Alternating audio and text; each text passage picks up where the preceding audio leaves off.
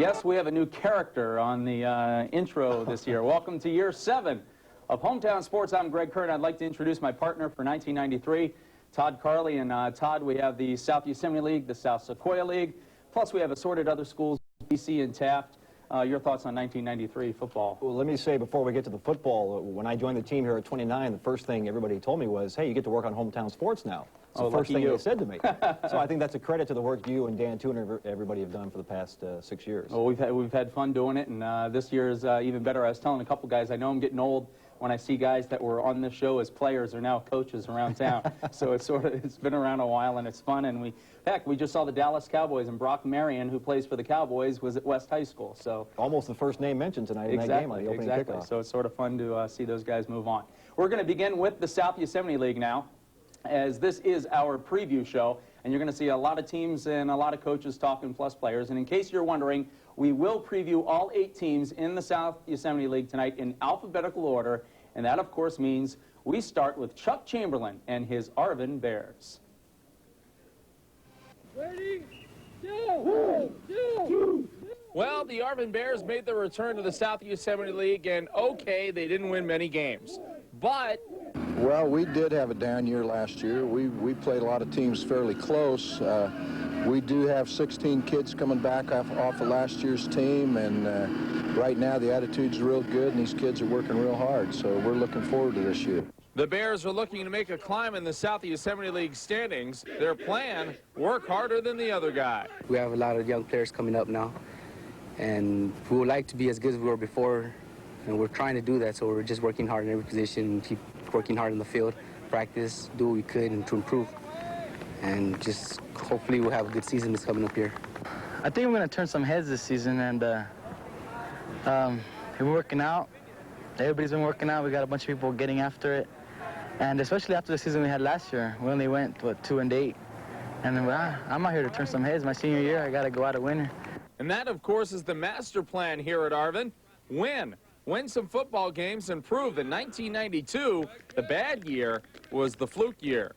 We think we're going to be very competitive this year, and with experience coming back, 16 kids is the most kids I've had coming back for a long time, and we like our chances this year. Ready, rip, again. Again, the BHS Drillers are the team most everyone is shooting for, and they know it. Everybody's after you every week, and you know, they want to set their standards by if they can beat the Drillers or not. And so our kids have got to be ready to play every week, and that's tough on you because you're going to have your ups and downs. And you have to figure more ups than downs as the Drillers return 9 starters on both sides of the ball, including standout tailback Steve Wofford. But since he's just a junior and only seniors can talk to the media at BHS, we heard from two-way starter Larry Parker, and he said there's definitely one thing you can't teach on a football field. Most of us, we've all ran tracks since we were little, and we have the speed that we need to burn people and stuff, so the speed thing is there. Well, the Drillers have speed, and they certainly have a winning tradition, and some guys just can't wait to get to work. Go out there and go 110% every day and just, you know, wait till Friday night comes. The Drillers, it would seem, would have the ingredients for another SYL championship. But Coach Preston offers this warning. They still got to come and play, and we still got to do a lot of coaching yet. But, you know, we've got that raw talent. Now we got to just see if we can coach this year. Okay, guys, think what time it is now. Conditioning time. So go home. Walk with the bat. Elmer Scritchfield is back for his second year as head coach of the East High Blades. And what did he learn from last season? I think you have to push kids a little harder than I thought, because last year I kind of backed off. I was thinking the modern athlete wasn't as tough as he were 20 years ago. I made a mistake there. I didn't push them hard enough. So it's conditioning which should help the Blades come the fourth quarter of many games this season. It's attitude and expectations which have changed, and the Blades are ready for something better. I know myself personally, I've been here, this is my senior year, and we haven't had a winning season the last 2 years, and I'm tired of it, and basically I just want to win. I just want to have a winning season and go out my senior year on a high note. The attitude has changed, and that's what we like about it. We're coming together more as a team and not as individuals. It's nice being out here, you know. I like to come out here and be with the team. And it's really nice because we're sticking together and grouping, making one big family, I guess, here at East Bakersfield High School. And it's thoughts like those that have Elmer Scritchfield looking forward to year number 2 with the Blades. This group has probably got an attitude as good as any team I've ever coached in about the 25 years I've been in and out of this game. They have a great attitude, and I think we're going to have the leadership to put us in the chase this year. The Foothill Trojans. I know what you're thinking. Rashawn Sheehy, gone. Vic Diaz, gone. Jay Wiebe, gone. Enough already. We did lose a lot. We had a lot of fine athletes last year, and we were a very physical team. We have only 3 players who started returning, but, you know, we're not going to let that dampen our enthusiasm. Well, I still think we got a lot of talent here. You know, last year's team was probably the best team this team's ever had at Foothill High School, but this will hold its own. Our team will hold its own. So while most of the football community may think that Foothill will be down in 1993, the Trojans would rather talk about what's coming up. We got just as good a quarterback as last year. We got a quarterback that can run and throw now. Lost a little bit of speed on the tailback, but I think I can do pretty well on that. And good wide receivers, and we got speed in the backfield. On our DBs, I think we'll be all right. In high school football, you really can't count anybody out. We still have a lot of talent. I'm sure everyone's counting us out because I don't think we have anything. You know, we lost Rashawn and Vic and everybody else, but you know, this league's going to be so tight that anything can happen. And remember this, the Trojans have only lost 2 league games in the last 2 years. And with 5 teams going to the playoffs this season, their goals are set. Our goal this year is to play to our ability, and hopefully we can get a playoff spot. That's what we set our sights for.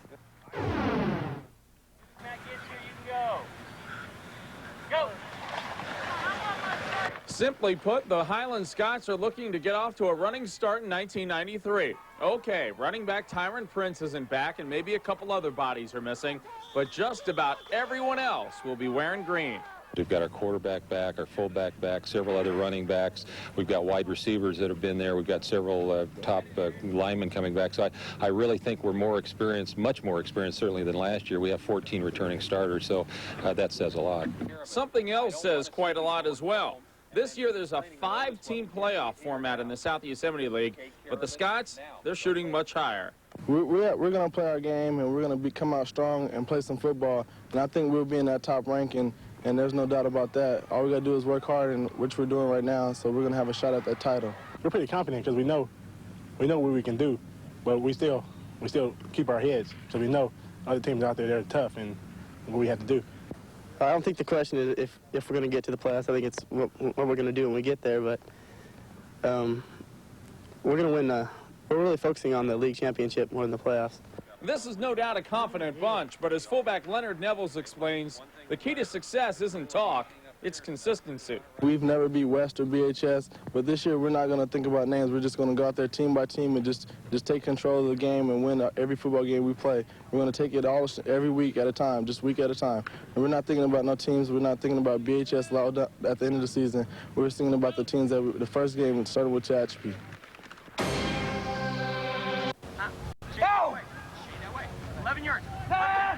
Another stop on the new coaching front, this time at North High. Last year, the school dedicated its field in the name of Turk Iliadis, longtime Stars coach. Now, one of his very own is taking over the helm. This has always been one of my goals. I was here for 15 years with Turk and then left to go up to college, and I was really glad to come back. I thought about getting out of football, and then they asked me to take the head job, and I was just delighted. Coach O'Brien is also delighted by his offensive and defensive lines. Take a look at huge Josh Kobdish. But the most excited man in camp has to be running back Rob Jeffries. Injured early last year, he's ready to play. Yeah, it was hard to watch the games last year. I got hurt on the game right before season started, so I never got to play any season games, and I had to watch all on the sidelines, and that was real difficult. And I just tried real hard to come back, and I think I can do it. So with a new coach in place and 5 playoff spots up for grabs, optimism is running high at North. We have a lot of potential, and we're just finding out what guys are willing to put it all on, and I think the whole team's just really ready to go 100% this year. Bakersfield is is strong. They're probably the best team in the Valley right now on paper. West has a tremendous amount of talent back. SYL, as usual, is going to be extremely strong. Foothill's still strong just because they lost a few of their kids. They've got some good ones in the wings. But it'll be a dogfight, and anyone that's been around the SYL knows you don't mail in the scores.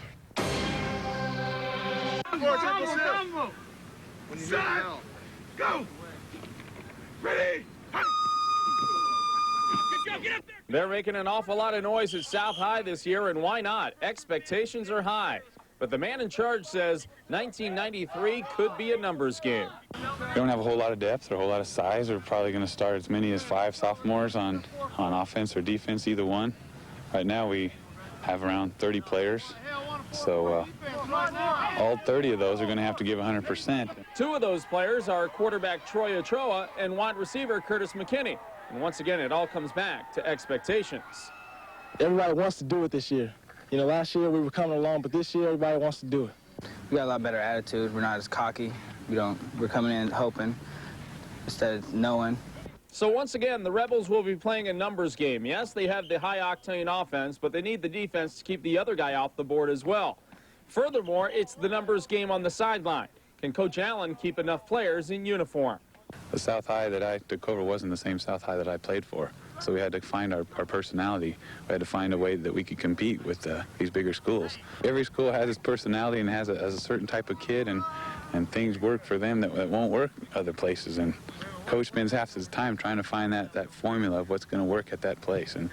And we think we found a pretty good formula that's going to help us this year and continue to help us in the future.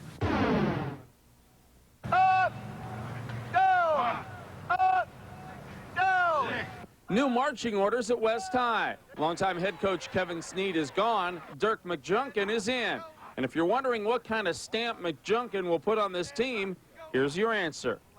Well, in the past, I think we're pretty well organized. I think we're playing aggressive football, and I think we'll have a pretty good concept of what we're able to do. And we're not a big, flashy team.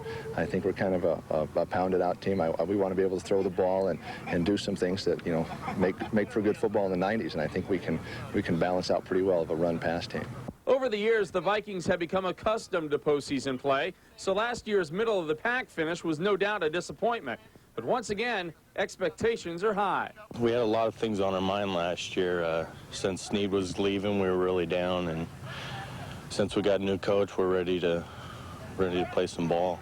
New coach. That's right. All eyes will be on McJunkin during his first year with the Vikings, but this new stuff, he isn't really that new. We're saying new. I really don't think he's new because he's been here for a while, and the system he runs is basically what we ran before. Really, by saying new, just by the players, like around here, he's not new to us, he's just new to the people. So what should you know about the Vikings? Well, first of all, they're fast. And secondly, new coach or not, they're hungry. I think we'll be there. I think we're a good football program, and the kids feel that. They want to do things the right way, and I think the Viking pride thing is with us a long way. Vikings up. Alrighty, so that is the South Yosemite League, and at this time we would usually have Player of the Week followed by Flashback. This, of course, the preview show. We'll have more on that next week, but we will have a little more on Player of the Week later in the show. But the South Yosemite League, 8 teams, and we just saw a preview. Your thoughts, thumbnail sketch of what you see out there for the SYL. You know, it sounds like a cliche, but you have to like BHS again this year. The other night I was at the Menanche scrimmage, and Steve Walford's coming toward the sideline, and I think he's going to run me over. So I hightail it out of there. He plants at the line, bam, down the sideline, 30-yard touchdown. I said, well, this kid can run. You didn't tackle him? Hey, no, he's a little bigger than me, even if he is only in 11th grade. And, of course, Larry Parker playing on both sides of the ball is very good. As far as Foothill, we'll see how they react to the loss of Sheehy and Diaz. It'll be interesting to watch them and their progress.